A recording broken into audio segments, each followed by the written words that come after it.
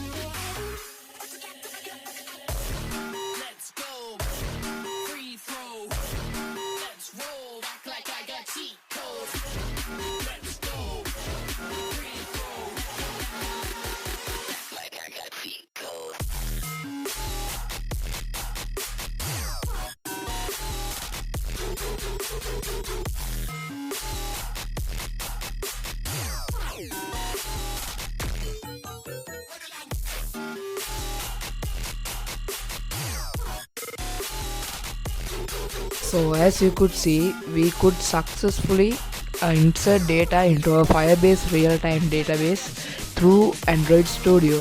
So our goal of the next video is to utilize this data inserting method and fetch the data from the Firebase Realtime Database and implement it and add it into our login system, so we can log in with credentials we save in the Firebase Realtime Database.